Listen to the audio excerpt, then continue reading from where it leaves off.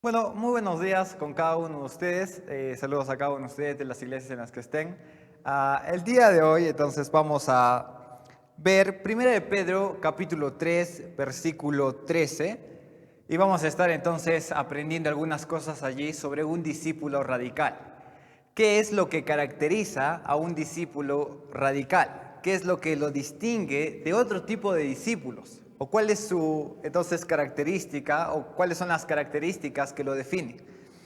En 1 de Pedro, por favor, capítulo 3, versículo 13, mira ahí, por favor, dice lo siguiente. ¿Y quién es aquel que os podrá hacer daño si vosotros seguís el bien? Lo que está diciendo entonces al inicio Pedro está haciéndose una pregunta retórica, una pregunta que quizás nosotros podríamos decir, es obvio, cualquier persona sabe eso, cualquier persona conoce eso. Entonces, o cualquier persona cristiana puede entender o comprender esto. Las preguntas retóricas muchas veces sirven para que nosotros entonces reflexionemos sobre algunas cosas. Las preguntas retóricas implican una respuesta en la misma pregunta o una pregunta demasiado obvia. El día de hoy entonces vamos a ver en primer lugar que los cristianos van a sufrir y aquel cristiano o aquel joven adolescente cristiano se va a caracterizar por alguien que va a sufrir o quiere sufrir. Entonces, él por eso les está haciendo esta pregunta. ¿Quién les va a poder hacer daño? Ahora es interesante, y lo vamos a ver después, que él parece contradecirse, pero lo vamos a explicar en un momento. Lo que quiero enfocar entonces en este momento es que Pedro hace una pregunta retórica para hacernos pensar y para hacer pensar a su audiencia. Es muy interesante, joven, adolescente, que las preguntas que va a hacer entonces Pedro aparecen en muchos lugares en la Biblia, el tipo de pregunta. Es decir, una pregunta retórica. A veces Pedro o Pablo o quizás los salmistas quieren hacernos preguntas para hacernos recordar ciertas cosas que ya olvidamos. Es interesante que en Salmos, entonces, si tienes allí entonces tu Biblia, en Salmos vamos a ver algunos pasajes, en el Salmo 42, versículo 5. Es otro tipo de pregunta retórica y la va a usar en este caso el salmista. El Salmo 42, versículo 5 dice lo siguiente. ¿Por qué te abates, oh alma mía, y te turbas dentro de mí? Espera en Dios, porque aún he de alabarle, salvación mía y Dios mío. Una de las cosas que está haciendo el salmista es hacerse nuevamente una pregunta. Una pregunta que podría ser algo quizá rara, algo quizá distinta. Porque es como que si él estuviera conversando consigo mismo y estuviera diciendo, ¿por qué te abates, alma? ¿Por qué te entristeces? ¿Por qué te entonces sientes temor? ¿Cuál es el problema entonces que tienes, oh alma? Se está haciendo una pregunta a sí mismo. Y solamente estas preguntas sirven para recordarnos algo, que entonces recordarnos algo que estamos olvidando. Entonces, mira por favor nuevamente 1 de Pedro, capítulo 3, versículo 13, y recuerda la pregunta que está haciendo Pedro. ¿Quién es aquel que os podrá entonces hacer daño? Él está diciendo, ¿quién va a hacerles daño? Pero ahora quiero que resolvamos un dilema interesante, entonces, que parece tener Pedro. Porque es como si él estuviera diciendo, jóvenes, ¿quién te va a hacer algo? Pero si vemos la historia de la iglesia, es todo lo contrario. Si ustedes pueden ver entonces a los mártires en los primeros siglos, ves que pasa cosas muy contrarias a lo que estaría diciendo Pedro aquí. Parece que Pedro estaría diciendo, nadie les va a hacer daño, tranquilos, no se preocupen. Pero entonces lo que vemos en la historia es todo lo contrario, si es que lo tomamos en el sentido en el que lo estamos tomando ahora. Pero vamos a corregir eso después. Si tú ves entonces la historia de la iglesia, quizás si tú ves la historia entonces de los mártires, solamente vas a ver puro sufrimiento y dolor entre los cristianos. Vas a ver entonces que muchas personas les hacían daño y parecía que Dios, o parece ser que Dios no está interviniendo en esto. Pero ¿por qué esta? ¿Por qué esto es la pregunta? ¿Por qué pasa esto con los cristianos? ¿O por qué pasó esto con los cristianos? Si supuestamente entonces nadie nos puede hacer daño. Lo mismo va para con nosotros, adolescentes. Si tú ya has tomado la decisión de ser entonces hijo de Dios, has puesto tu fe en Cristo, quiero que sepas que la realidad es que tú vas a entonces padecer sufrimiento. La realidad es que van a quizá insultarte, van a molestarte, van a bromear contigo, van a hablarte entonces con desdén, van a quizá decirte cosas que te molesten, te incomoden, vas a ser el cristianito en el colegio y muchas de estas cosas. Y van a atacar, van a atacar tu fe. Quizá cuando llegues a una universidad, tú vas a ser aquel joven entonces tonto que creyó en el cristianismo, aquel joven tonto que es un joven religioso. Y quizá profesores ateos en tu colegio o en tu universidad se burlarán de ti, burlarán de tu fe. Pero quiero que sepas que vas a ser atacado. Ahora, ¿sabes cuál es el dilema? Que lo que está diciendo Pedro parece contradecir a lo que te estoy diciendo ahora o a la historia de la iglesia. Pero, ¿sabes cuál es el problema? En realidad el problema es con nosotros. ¿Por qué? Porque vamos a ver la solución en el versículo 14. Solamente entonces, mira el versículo 14 por un momento y vamos a regresar al 13. Y vamos a solucionar este dilema. Recuerda, Pedro parece estar diciendo que nadie nos va a hacer nada. Pero lo que vemos en la historia o en la realidad es que sí, todo el mundo nos va a atacar. Pero entonces Pedro, si estudiamos un poco más, vamos a ver a qué se refiere específicamente. Mira por favor el versículo 14. Dice, mas también, si alguna cosa padecéis por causa de la justicia, bienaventurados sois. Es interesante porque aquí Pedro está diciendo, ¿sabes? Entonces, quizá vas a pasar algunos problemas. Es como si se estuviera contradiciendo. Él está diciendo, jóvenes o adolescentes, ¿quién te va a hacer daño? Pero si es que padeces un poco de daño por ahí, si es que alguien te persigue, si es que padeces algo por causa de la justicia, eres bienaventurado. Pero nosotros podríamos decirle a Pedro, Pedro, ¿qué tienes? O sea, decídete, ¿nos van a hacer daño o no nos van a hacer daño? Ahora, si estudiamos un poquito más el contexto general del libro, Pedro ya dio por sentado que sí vamos a sufrir. Mira, por favor, entonces, un versículo, por favor, mira, Primera de Pedro, capítulo 2, versículo 20 al 21.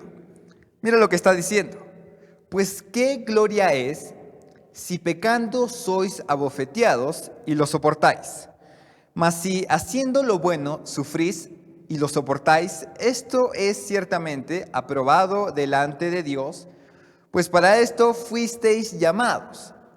Porque también Cristo padeció por nosotros, dejando ejemplo para que sigáis sus pisadas. ¿Sabes qué? Pedro ya está dando por sentado que vas a sufrir. Él está tocando el tema un capítulo antes. Nosotros estamos viendo el 3 y en el 2 él dijo, vas a sufrir.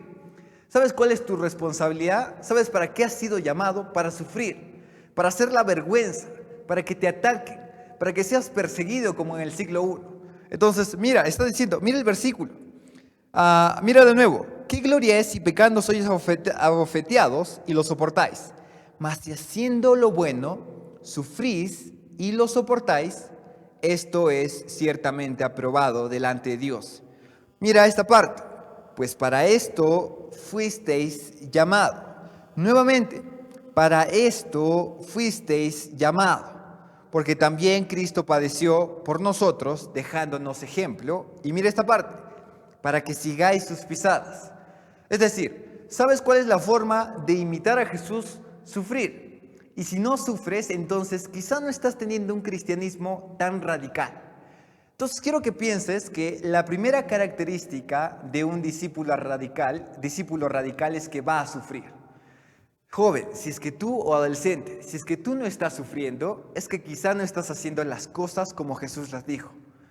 Si es que tú no estás yendo en contra de los pensamientos del mundo y la gente no te conoce como aquel que va en contra de nuestras creencias, entonces quizá no estás siendo un discípulo radical.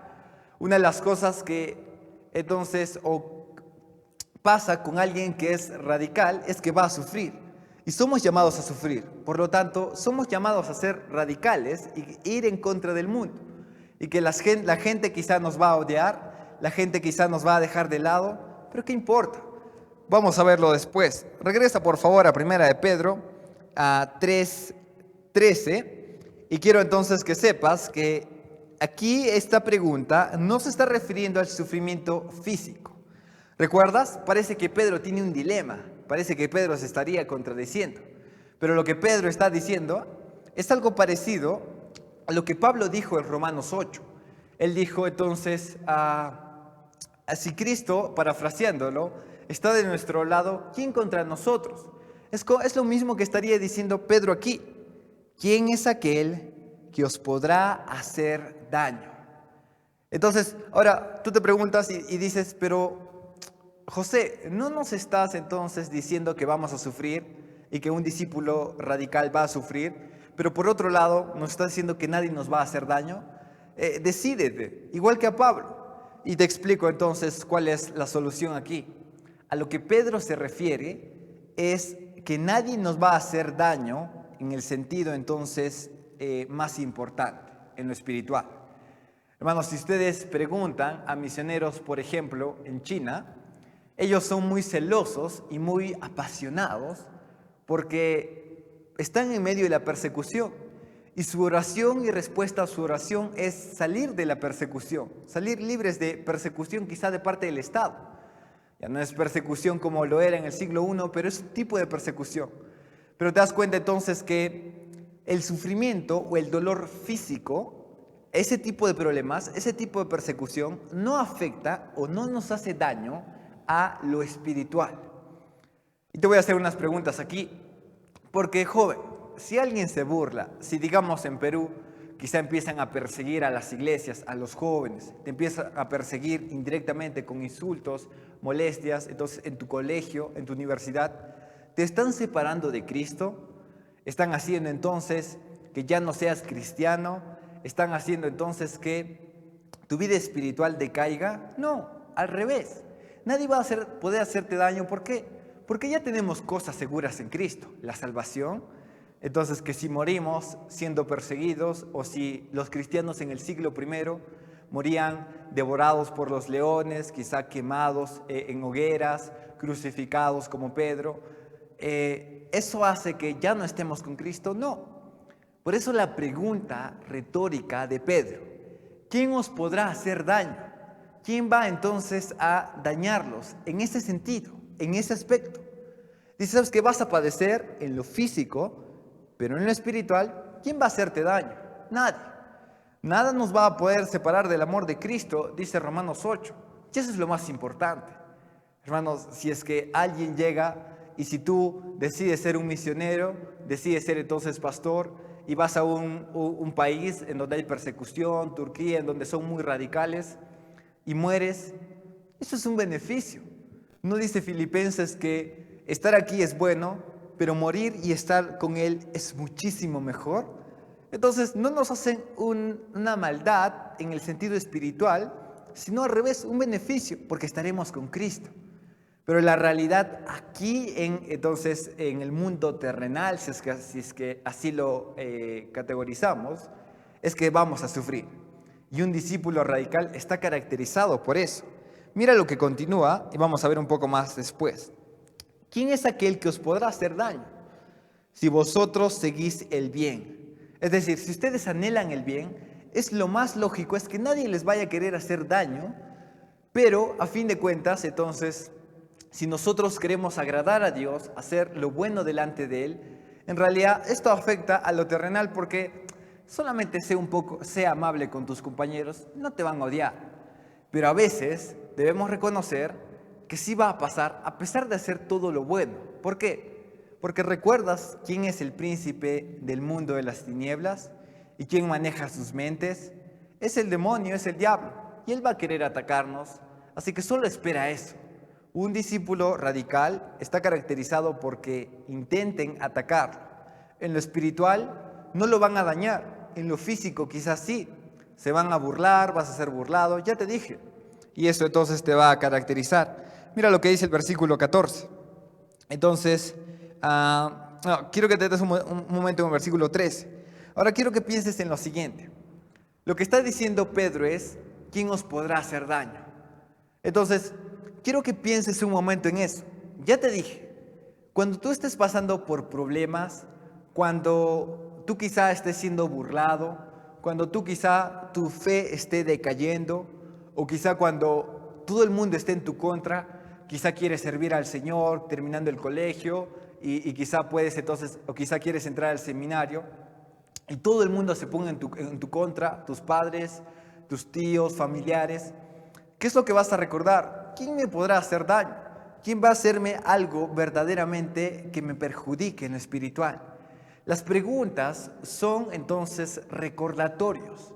Joven, si tu fe está decayendo o si tú estás siendo atacado y te intimidas, entonces recuerda algo. Nadie te puede hacer daño en lo espiritual. Y si te hacen daño en lo físico, eso te va a fortalecer, te va a hacer orar más, buscar más a Dios. Entonces solamente recuerda, hazte esa pregunta. Y es como, voy a ser un cristiano radical y si alguien me insulta, si pierdo amigos, ¿qué importa? En lo espiritual nadie me está dañando y nadie me va a dañar. ¿Quién os podrá hacer daño? Solamente recuerda y eso te va a hacer vivir una vida entonces radical en ese sentido. Mire el versículo 14, por favor. Dice entonces, mas también si alguna cosa padecéis por causa de la justicia, bienaventurados sois. Entonces, mira por favor, dice, si sufrimos por algo a causa de la justicia, bienaventurados sois. Esta palabra bienaventurados es la misma que vemos en el Sermón del Monte, en Mateo 5, cuando dice entonces que si nosotros, quiero que vayas ahí para que te muestre un poco de ahí, por favor. Mateo 5, versículo 10. Mira lo que dice. La misma palabra de bienaventurados sois en 1 de Pedro 3 es la misma que aparece aquí en Mateo 5, versículo entonces 10. Mira lo que dice. Bienaventurados los que padecen persecución por causa de la justicia, porque de ellos es el reino de los cielos. Sabes que la palabra bienaventurados puede ser reemplazable por benditos o felices.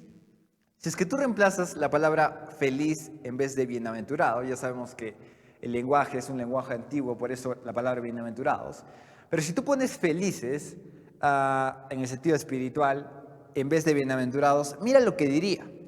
Diría entonces, felices los que padecen persecución por causa de la justicia. Y es como, ¿qué? Jesús, ¿qué estás diciendo? ¿Felices? ¿Felices los que padecen persecución? Y la verdad es que sí, joven.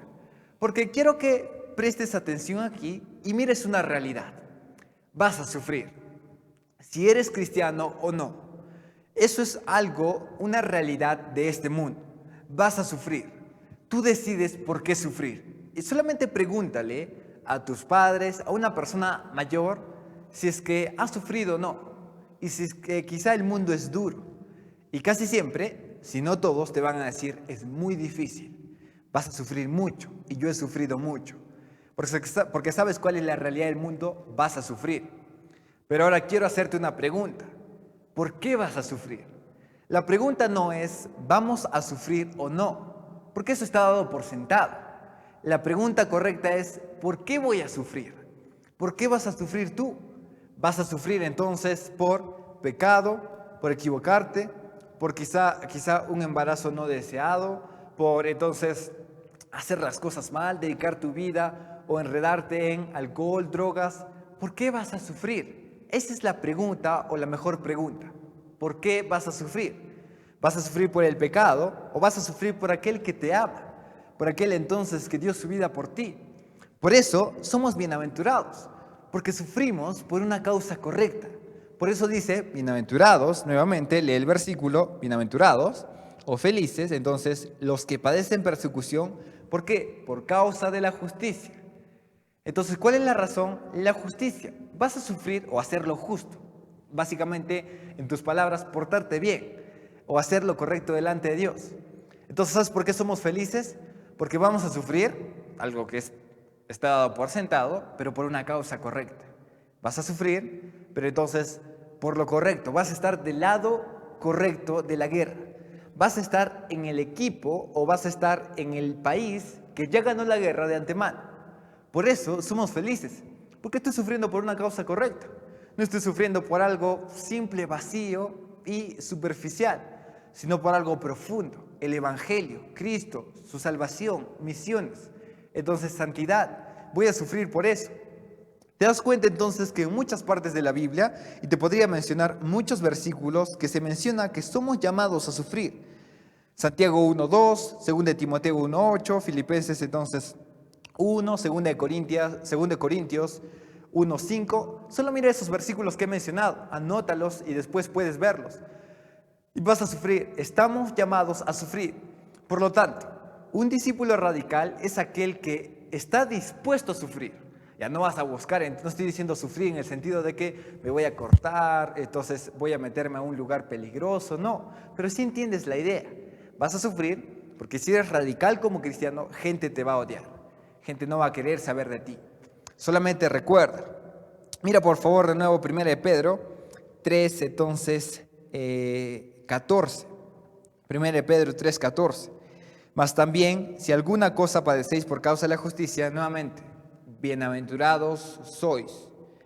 Por tanto, no os amedrentéis por temor de ellos, ni os conturbéis. Básicamente está diciendo, ¿sabes qué? Ellos van a atacarte, pero no tengas miedo. No, entonces, tiembles. La palabra amedrentréis, entonces, es básicamente tener temor, como temblar. No tengas miedo. Continúa, sigue con tu fe, adelante. Y vamos a ver entonces una solución. Parece que entonces Pedro está dando por sentado que vamos a sufrir, ya te lo dije, vamos a sufrir. Pero ahora, ¿cómo contrarrestamos? Es decir, nos van a atacar, pero ¿cómo contrarrestamos el ataque que nos van a hacer? ¿Cómo quizá soy atacado? Pero ¿cuál es mi parte? ¿Dejarme atacar? Recuerda que entonces Dios nos llamó a ser mansos, pero no en el sentido de tontos, sino en el sentido de responder correctamente. Pero ¿cuál es nuestra parte? ¿Cuál es la solución al sufrimiento o persecución que Pedro está enfatizando en este punto? Quiero que veas entonces cuál es la solución. Dice, no tengas temor. Pero ahora, esta no es la única solución, sino que hay una forma. Cuando tú ves el versículo, dice, por lo tanto, o por tanto, es que Pedro está llegando al punto central de esta sección. Él está diciendo, ya te expliqué lo que va a suceder, pero quiero que veas lo que yo te quiero decir realmente. ¿Cuál es la solución? Dice, por tanto, entonces, no os amedrentéis por temor de ellos. Ahora tú me podrías decir, José, ¿la solución simplemente es no tener miedo? ¿O la solución entonces, cuál es? ¿Solamente no tener miedo? Pedro está diciendo, no tengas miedo, no os amedrentéis. Es como, no tiembles. Esa es la única solución. Pero a veces es inevitable, José. ¿Qué podemos hacer? A veces tenemos miedo y vamos a seguir teniendo miedo. ¿Esa es la única solución? Y no es la única solución. Hay una forma, no vamos a tener miedo, pero mediante algo. Y eso lo explica en los siguientes versículos. Recuerda algo. El temor, entonces, es un mecanismo, o el miedo es un mecanismo de defensa o autodefensa. Científicamente podemos saber entonces que el miedo activa o hace que nuestros sentidos estén más lúcidos, por decirlo así. Hace que nuestros sentidos estén más despiertos. Y quizá cuando hay temor nos prepara para la respuesta. Por eso no quiero que pienses y no quiero que entonces te confundas en términos. No estoy diciendo que entonces tengas ansiedad como un miedo que te paraliza, sino que tengas miedo o que no tengas miedo o que el miedo provoque lo que vamos a ver después, pero que active tus sentidos. Va a haber miedo de parte de los ataques que vengan o del sufrimiento que vayamos a tener de cualquier tipo. Y ese miedo entonces, primero no tenemos que tener ese miedo. Y si ese miedo lo tenemos que responder de una siguiente forma. Mira lo que dice entonces Pedro, versículo 15. Dice entonces, si no, ahí está dando lo opuesto. ¿Cómo contrarrestamos el miedo? Ya no vamos a tener miedo, pero específicamente ¿cómo? Y ahí lo explica. Sino santificad a Dios el Señor en vuestros corazones. Sino santificad a Dios en vuestros corazones. Ahora, ¿qué es santificar? Ya, normalmente se entiende la palabra como hacer santo, pero Dios ya es santo.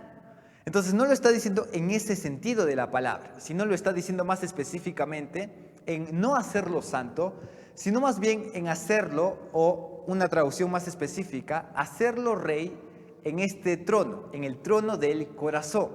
Santificad a Dios en vuestros corazones es hazlo rey en el trono de tu corazón. Ponlo en primer lugar y centro de todo.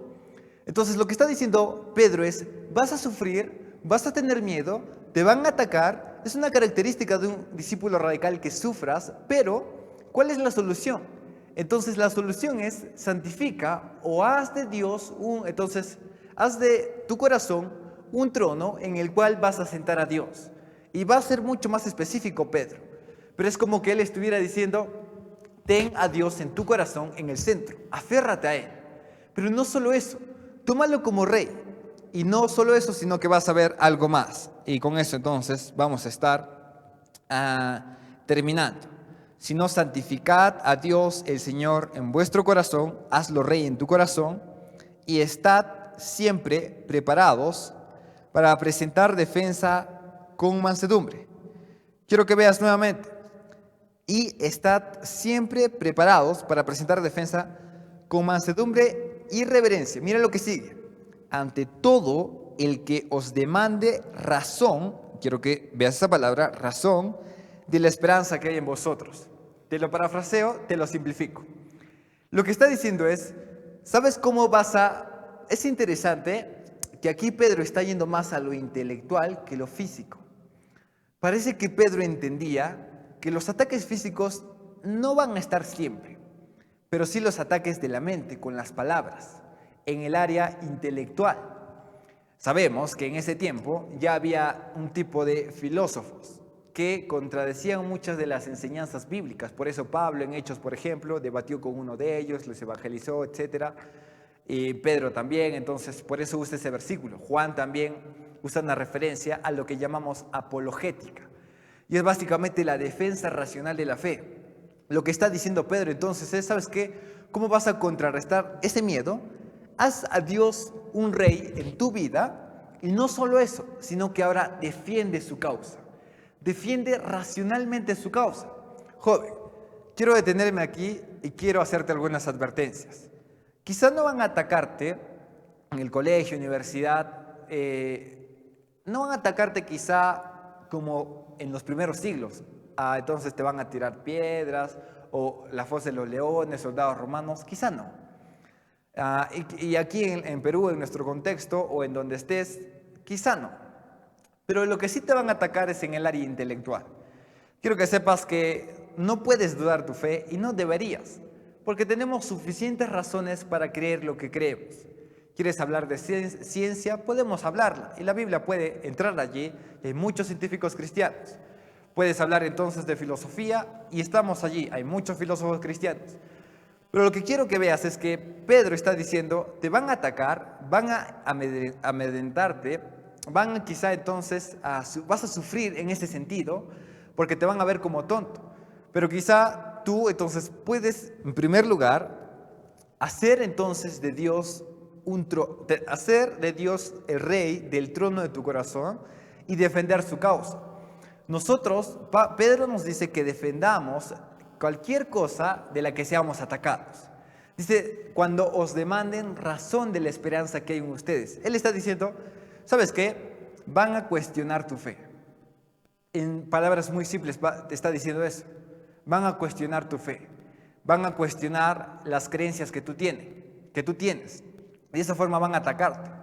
Porque la verdad, hermanos o jóvenes, en la realidad en la que vivimos, ya quizá las guerras no son con espadas o armas, pero sí con la mente. Una persona puede destruirte más haciéndote pensar que tu fe no es verdadera, válida, racional, y puede destruirte más que tirarte un piedrazo. Entonces como que Pedro está diciendo, ten cuidado en esa área. Porque las personas, la gente puede golpearte, puede intentar quemarlos como en el primer siglo, pero no va a ser ese ataque tan fuerte como el ataque en la mente. Van a intentar cuestionar tus creencias, tus bases. Y ahí entonces quizá vas a dudar más y ahí puedes perder tu fe. Por eso Pedro nos está diciendo, ¿sabes qué? ¿Cómo puedes contrarrestar esto? Estar siempre preparado para presentar defensa de vuestra fe. Ya les dije, hay muchas cosas como puedes entonces aplicar esto. Puedes entonces leer libros estando preparado para quizá en tu colegio cuando te cuestionen cosas. Yo recuerdo que en el colegio entonces me cuestionaban algunas cosas en cuanto a mi creencia, existencia de Dios, etcétera, y quizás iban a atacar tu fe. Si tú les muestras que eres cristiano, van a hacerte dudar por ese lado. Pero Pedro está diciendo, tienes que estar preparado. Tenemos suficientes razones para creer lo que creemos. Estamos seguros de que nuestra fe es verdadera, de que Dios existe, de que Jesús resucitó de los muertos, de que el mundo fue creado por Dios. Pero ¿sabes lo que dice Pedro? Tienes que estar preparado. Y que el miedo no te acobarde. No tengas miedo. ¿Por qué? Porque estás del lado, nuevamente, ya te dije, estás del lado del país que está ganando la guerra, del país que va a ganar la guerra. Estás del lado del batallón que está ganando la guerra. Estás del lado entonces del equipo ganador, del equipo campeón. Solamente tienes que estar preparado, listo. ¿Y sabes quién está de tu lado? Dios. Está en la pregunta retórica que vimos al inicio. Dios está de tu lado. ¿Quién te va a hacer daño? Ya, quizá te van a ridiculizar, pero si Dios está en el trono de tu corazón y estás listo para defender su causa, no va a haber problemas. No tengas miedo. Tenemos cómo defendernos. Ya te dije, vas a sufrir, pero nuevamente, quizá no sea por algo físico, pero sí en lo intelectual. Y un discípulo radical está caracterizado por sufrir en muchos aspectos, pero por sobre todo porque él va en contra de la corriente de este mundo. Quizá jóvenes, señoritas, entonces, feminismo, aborto, movimiento LGTB, cosas por el estilo, van a atacarte. Pero si tú eres un discípulo radical, vas a ir en contra de ellos. Y no solo eso, sino que van a atacarte, van a atacar a tu fe, pero tú estás preparado. Dices, yo tengo un Señor y voy a defender su causa. Charles Spurgeon usaba una ilustración y él decía que si los perros entonces defienden a su dueño, ¿por qué nosotros no podemos defender a nuestro rey? Es evidente que Dios no necesita de entonces defensa, pero nosotros, como llama Pablo, hay muchos lugares en Hechos en los que podemos ver esto, nosotros vamos a defender por nosotros y para dejar a Dios en alto en las personas, en la mente de las personas. Por eso, joven, ¿sabes lo que es lo que caracteriza a un discípulo radical? Alguien que va a sufrir porque va en contra del mundo. Alguien que va a ser atacado porque va en contra de las creencias e ideologías de este mundo. Alguien que va a ser entonces despreciado, va a ser burlado en universidades, en colegios.